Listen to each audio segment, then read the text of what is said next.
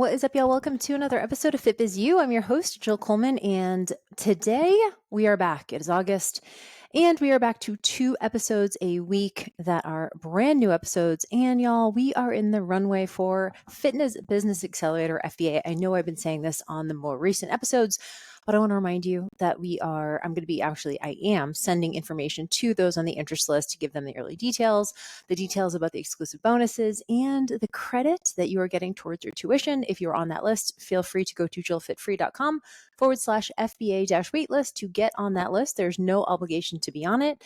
However, we do ask that if you get on the list, that you are someone who is actually interested in learning about this. And we're trying to do what we call keep our list really clean. And so we're actually giving people the opportunity to get off the list if they're no longer interested, because I don't care how many people are on it. That's not really a big deal to me. I really want people who are interested in getting the information, because for me, that has a lot to do. And we talk about this on this show quite a bit, which is the idea of managing expectations. So if I have an interest list and my interest list has been propagated over the last several years, we always unsubscribe people or we remove them from the list if they have not opened an email for 6 months. And we also give people the opportunity to get off the list many times. So we say, hey, if you're not interested, no worries. Click here to get off the list, because I want to keep a very squeaky clean list, meaning I want to make sure that the people who are getting it are actually opening it, they're reading it, they're consuming it, and they are actual leads or potential people interested in FBA. So if that is you, amazing. You can go to the link in the show notes and add yourself. There is absolutely no obligation, but we are going to be opening the doors for those on the interest list ahead of time and giving you guys some exclusive bonuses and some FaceTime with me ahead of when everyone else begins later in September. All right, today it's going to be somewhat of a quick episode, but I think this is one of those like sort of tangential conversations that sometimes I have on FBA calls, and I wanted to have it here just to give you this distinction.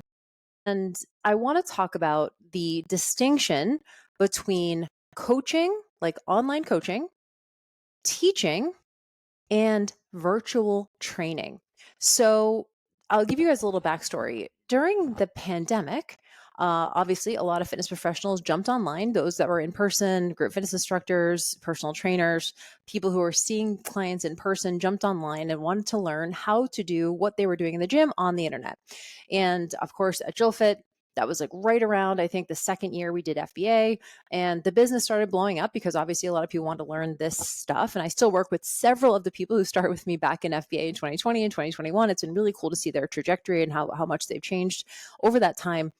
But what a lot of people did, and this makes sense, is they said, well, I have these in-person clients and they can't go to the gym and I can't train at the gym. So we're going to just do Zoom workouts. And if you guys remember, people are doing like Instagram lives, Facebook lives constantly. There was like push-up contests, like all these people are just doing all these challenges. And it was like a really, I hate to use the word fun because it was actually not fun.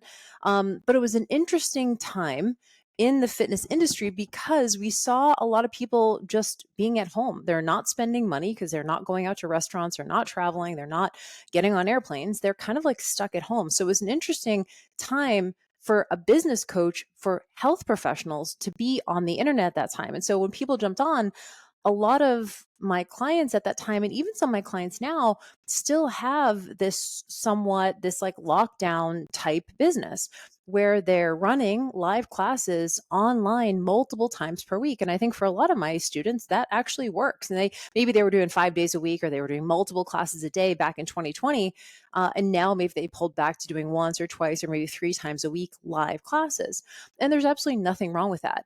But I want to make sure that we know when we're doing live classes, like everyone show up to a Zoom call and I'm watching people's form. And I've done some of these things where I've done them as bonuses where people come and I do like kind of a group personal training workout.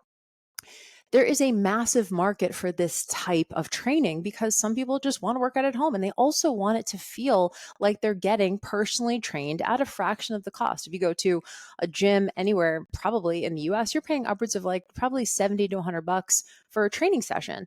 And if it's virtual, and if the instructor, like you, the coach, has multiple people on that call, they can probably get away with a cheaper price, right? So we're not charging as much, people are getting more workouts. And so people will always pay for FaceTime. They will always pay for accountability to show up to the session. But sometimes what is maybe surprising to online coaches is that the people who want the in-person and or they want the Zoom classes Monday, Wednesday, Friday are often not the same people who want online coaching. So online coaching is different than virtual training. So if you have a business where it depends on you running Zoom classes, that's fine. People will always want FaceTime with you. They'll always want access to you. They'll always want accountability to have to show up at a specific time. This is why oftentimes people in the gym don't translate to online clients because they're paying you for accountability. If they didn't have you at 5 o'clock, Tuesday, Thursday, and Saturday, they probably wouldn't go to the gym. So that's what we call virtual training. Virtual training is when you are showing up live with a group. Now, this is still sort of time for money, isn't it? It's kind of like, yes, now I have maybe multiple people on a Zoom call instead of one-on-one in person. So I'm leveraging my time a little better. I can set my own schedule. I'm maybe making more money than I would be making at the gym in that hour, however long the Zoom class is, but it's still time for money. I still need to have it on my calendar. Again, there's nothing wrong with this. And I have several clients who do both. They do this virtual training model and they also do more like coaching, which we'll talk about in a second. But I want to kind of make this clear so that if you are doing virtual training, you realize that there's probably going to be some kind of live via Zoom, or there's going to be some kind of training plan that people are following on an app. This will all, if you guys have seen memberships like this, I am a part of like 2 different memberships. I'm training for High Rocks in December, and I'm on an app and like I log in and I get my daily workout and whatever. And so virtual training is just you're getting either a workout plan or an in-person with someone on a Zoom call, but it's just being done on the internet. There obviously is some coaching to this, right? If I'm sitting here and I have 10 people on a Zoom call and I'm watching their form and I'm calling out different form cues and I'm counting down and I'm out telling them to go up in weight, or I'm coaching them to success, there is going to be some coaching, but mostly people are paying for accountability and they're paying for a plan of some kind, right? They're paying for some kind of program or some kind of plan. So at JillFit, we have several training plans. We have Built Blueprint, we have Lean Building, Physique Finishers, Fast Physique. We have these training plans. These are not coaching plans. They are training plans. People log in, they get a calendar of workouts. There's an app that they can pull up at the gym. There are, if you're using something like Trainerize or PT Distinction or True Coach, you can upload your workouts and people can do them. That's what we call virtual training. So there's either on a Zoom call or there's some kind of training app. There might be a little bit of coaching with this. Like my clients who use Trainerize, the clients put in, did you do the workout? Yes or no? Here's the weights that I used. Here's how it felt. They can put in little qualitative sort of comments.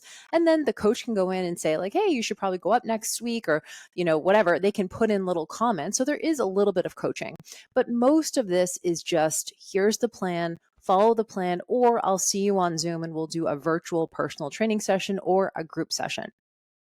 There is always going to be a market for both of these kind of things, the virtual training with Zoom and the app. So, you have some of these, I was looking at, I forget his name. He's like Sebum on Instagram. This like huge bodybuilder, has like 20 million followers. Chris Bumstead. Yeah, that's his name, Chris Bumstead. And he had in his bio a link to his fitness membership. And I went and looked at it and I was like, I wonder how much it is. He's like 22,000 people on this app, 22,000 members. And they are all paying $10 a month. $10 a month, you do the math, that's like almost $250,000 per month. Craziness, right? And so there's always going to be people who are just like, give me the workouts, right? There's always going to be, I'm that way. I don't need coaching. I don't really need someone to like walk me through something. I don't need to talk to someone every day. I'm just like, give me it. I got it. That is what we call virtual training. Okay. Next is online coaching. And the reason why I wanted to have this conversation is because I noticed that a lot of my students were calling something coaching when really it was training. And so coaching is different. Coaching is something that can, yes, happen in person, but it actually works very well online because coaching is behavior change. It's transformation. If someone, I don't know, gets a training app, like in theory, they should have a change, right? Like they're doing a workout plan, they should in theory have a change, but there's really no FaceTime with you. Even if they're doing Zoom calls and they're showing up Monday, Wednesday, Friday morning at 6 a.m., there's not a ton of time to like coach each person to success. Maybe you don't even talk to them or see them any other time throughout the week except that Monday, Wednesday, and Friday Zoom call. And coaching is different in that there's a whole skill set that goes with coaching someone to transformation and implementation. The clients are paying for, yes, accountability, same thing as they would with the virtual training session showing up on Zoom, but there's some soft skills involved. There's communication with you, there's integration, right? So when people are paying for coaching, they are really paying for lifestyle transformation. So usually coaching has some kind of fitness component, has maybe some kind of nutrition component, maybe even has some kind of like lifestyle, habit change, mindset component. There's a lot of customization. This is like when you get a one-on-one client, they fill out an intake form, then you customize a plan to them, you customize a macro count to them, you help them troubleshoot their macros. Are they hitting it? And oftentimes when you're coaching someone, you're in constant contact. So I have, and I kind of share this, I have different sort of different tiers within different programs that I run. And when I do most of my coaching in my higher level containers, like my mastermind and my legacy container, because I do messenger coaching with those people. I mean, I have some people in my mastermind I talk to every single day. Like we're just in constant contact. And I'm walking them through not only like the what to do part. The what to do is probably the easiest part of coaching is like, hey, here's the workouts, here's the macro count, here's the meal plan, here's the food list, whatever. Like giving people just information is not necessarily coaching. Yes, that's part of it. They need to know like what to do. But oftentimes people know what to do or they have an inkling of what to do, but they just are not consistently doing it. So my job as a coach, when I'm working with my clients one-on-one in my mastermind or I'm messaging with my clients in legacy, is yes, I want to give them the what to do, but it's also important that I share like why we're doing this. And I kind of help them lift their head up and get the 30,000 foot view. So I don't know, maybe a client's having an issue with one of their own clients wanting a refund. I'm not just like, give them the refund, right? It's not just a question of like, here's the policy, just give it to them. Like, I don't just tell them what to do. I oftentimes will put it back on them and I'll say, okay, well, share with me what sort of the benefit would be of doing that versus this, or what are your core values and how would you make a decision based on this in your sort of team policies, values, team culture? Like walk me through why this makes sense for you, why this doesn't make sense. And so a lot of times coaching is putting it back on the client and helping them come up with their reasoning themselves. So obviously you guys know one of my favorite sources, two favorites for coaching is Danny Coleman, who is my brother. He's also works at Jillfit, but he has his own company called Take Care Coaching, and it's a podcast called Take Care Radio. He talks a lot about coaching, a lot about leadership, talk about communication, building trust in those relationships, getting your clients compliant, all that kind of stuff. And then of course, Casey Joe, who is Coach Casey Joe on social media. We've had her on the podcast. She runs a whole certification on how to help people become coaches. Because y'all, just like training is a skill, you need to go get a personal training certification to know how to take a client through a workout. Coaching is also a skill.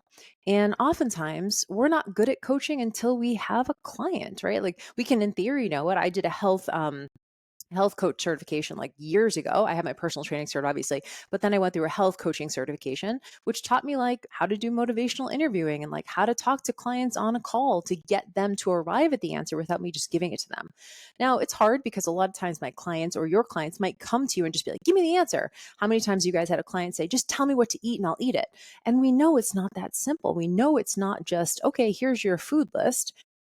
So it's not just information. So we already know this, but online coaching is oftentimes way more, I don't want to say work, but it's way more FaceTime with the client.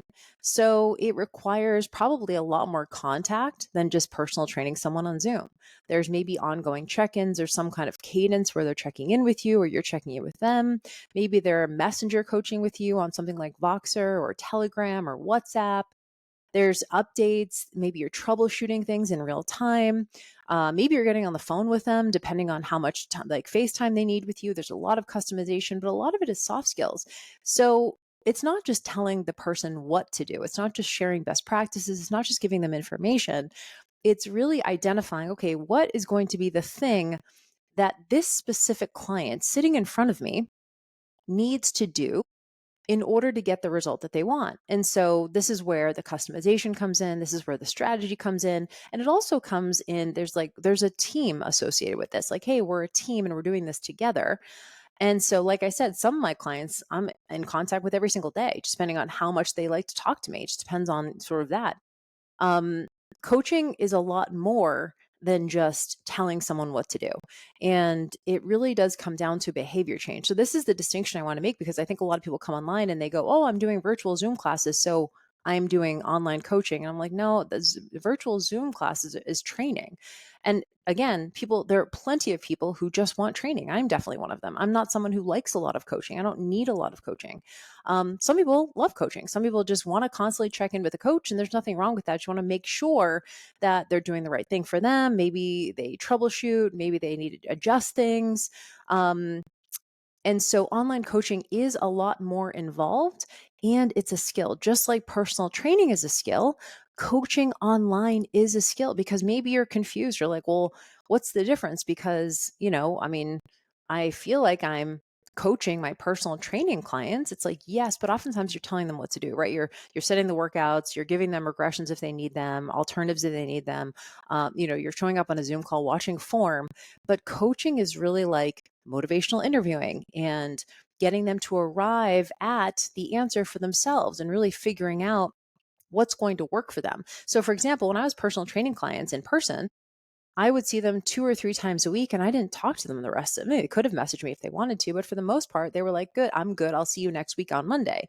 And coaching is a lot different because there's oftentimes, like I said, there's a lot of soft skills that go into it. And there's a lot around communication. There's a lot around helping clients be compliant, right, to a program. So, for example, if someone buys something like Lean Building, which is our training program, there's no coaching with that. They don't get to check in with me and be like, hey, Jill, like I'm struggling to get my workouts in. I'm just kind of like, here's the program, here's the plan, here's some regressions if you need them, alternative exercise if you need them. But for the most part, you're on your own. And typically something like that, something like Lean Building is going to be a lot cheaper, right? It's going to be a lot more affordable than something like coaching. And so I just want to kind of give you guys that distinction because a lot of times people think they're doing coaching when they're just doing virtual training. It doesn't mean that you don't talk to your clients and care about your clients. It just means that when we're doing coaching, we're a lot more in touch with those clients. Now, depending on the type of coach, some coaches reach out proactively a lot more, and a lot of other coaches kind of like sit back and will check in with you if they haven't heard from you for a week or two. And so you have to decide what you specifically need. So if you're going to hire a business coach, you're going to hire even just a coach to help you with your health and fitness, it's really important that you communicate. And if you're the coach, communicate your communication style. Like, what is that? I'm very much like, I am what's the word? I'm more of a reactive coach. Like if I haven't heard from someone in a couple of weeks, I'll reach out, especially if I know they're doing something. I'll be like, hey, so-and-so, I know you have that this week. How's that going? Keeping the loop on that. But for the most part, my clients are very self-sufficient. They are self-managed. They reach out to me when they need help. They reach out to me when they're struggling. They reach out to me when they want to share wins. It's not, I would say it's probably 80% struggle. Not that they're struggling, but like that's the time they want to reach out. It's like, hey, we're running up on something or we have a question about something. 20% of the time it's like huge win this week, whatever. And so I'm available for all of that. That's the point of coaching, is to be there, especially in those moments when your clients don't know how to move forward or they're stuck on some kind of choice they're trying to make. And they just want to get your insight on that. Not that you necessarily tell them what to do, but you reflect back to them what they need to hear in order to be able to make the best decision for them. Okay. So that's what we call online coaching. Now, when it comes to logistics, like I said, it doesn't have to be live. In fact, like if you're doing coaching with someone, you never have to get on the phone with them if you don't want to. It can be, done via Messenger. It's probably going to be daily Messenger, a couple times a week on Messenger. There's maybe some cadence that you have check-ins with, updates, maybe tweaking things, stuff like that. I know a lot of coaches do, what's it called? They do like Loom videos for clients. They'll walk through like, for example, Keith is coaching with Ali Gilbert's team, and I think he's on True Coach. And then he has like MyFitnessPal or wherever he does, and he uploads all of his meals and he tracks his macros, and then his coach can see his macros. And you guys, maybe you're doing this already with your clients. And then his coach once a week or every 2 weeks will go in and kind of do a Loom video about his eating and about his exercise and go through his numbers and stuff like that and change stuff, or maybe just say keep going or whatever. And so there's probably some kind of cadence built in. The nice thing about online coaching is you don't have to have anything on your schedule, right? Whereas with training, you're probably showing up to a Zoom call multiple times a week, which is fine, but online coaching usually can be done in your own time. So for example, my clients know that typically it takes 24 to 48 hours for me to get back to them, Monday through Friday. So like, as long as they know that, they can message me on Monday. I might get back to them on Monday. I might get back to them on Tuesday. It just depends on like what I have going on. And so there is that sort of built-in autonomy when it comes to coaching, so long as you communicate what the policies and what the boundaries are to your clients. Last but not least, we have teaching. And teaching is also a skill. And the thing I like about all three of these, whether you are doing training, which is obviously a skill, coaching, which is a skill, oftentimes you're not good at coaching until you start getting clients. And then third is teaching. And I always like to say that teaching is a skill. I think oftentimes most of us just think we're good at teaching if we can just portray information. We're like, I'm going to communicate some information, I'm going to part some knowledge. And like, I said it out loud. Don't you guys get it? And what I've found over the years is some people are great at teaching and some people are not so great at teaching only because they haven't practiced. And I definitely was not great at teaching when I was first getting started. I was really insecure. And I personally didn't have mastery of the information. I was learning too. And so as I was learning, then I was trying to teach what I was learning, or I was teaching from my IP. But until I had real mastery over the thing that I was teaching, I found it harder to teach. And how did I know that? Because the people I was teaching weren't picking it up. So remember, your teaching is only as good as someone's ability to understand it. I'm going to say it again. Your ability to teach is only as good as someone's ability to understand it. And so when people say, talk to me like I'm 5 years old, talk to me like I'm in second grade, like that's oftentimes what teaching needs to be. Teaching is not just listing off facts and figures, right? That's not teaching, that's telling. And that's fine, but people can get that from a Google search. What teaching is it's connecting and it's elucidating, it's explaining something in a way that people can get it and immediately start implementing. So last year, when we were running our FBA launch, we do a 3-part live training where people come for 3 nights, and I kind of go through this whole business curriculum with them. And I was kind of like just laughing a little bit because after the first night, we had a gal get off the call and she posted in the Facebook group and she goes, I've heard this stuff before, but this is the first time I feel like I get it. And she was kind of saying it like, wow, finally it like landed for me after all these times hearing it. And in my head, I was like, well, the reason why it landed for you is because I said it in a way that you could get it, right? This is a skill. And the thing about teaching and the thing about good teachers is oftentimes they're so good that you don't realize they're good because it just comes off natural. Someone who is good at teaching, you're listening to them and you're just like, oh, I understand it. I get it now. I can understand the full 30,000-foot view. I would say someone who is not so great at teaching gets stuck in the weeds.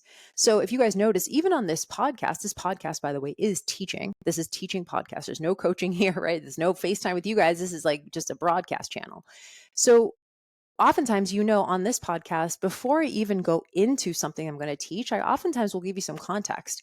I'll give you some context about like, let's talk about where this even fits in. Let's talk about like what you might be doing, how this would even be relevant. So someone who is great at teaching is using context. They're oftentimes giving you an overview or giving you a 30,000-foot view and going and like extrapolating on how this would affect your life. I'm not just saying facts and figures. I'm using things like stories, examples, anecdotes, analogies, metaphors, right? I'm using all of these things to make the teaching more memorable so that you can get it and that you can immediately start implementing. So teaching is what we do on this podcast. If you feel like sometimes people tell me like, Jill, I love the podcast, but it's so chock full of like information that sometimes I can't, it's not like really easy listening. And I do apologize for that. And I totally understand what you're saying when you do that, because sometimes I listen to podcasts that are like so chock full of like strategy and like good stuff that I'm like, oh my God, I need to be sitting down with like a pen and paper. And oftentimes when I'm on a walk, like I'm on a leisure walk or I'm making dinner, I don't want to listen to something I have to like really pay attention to.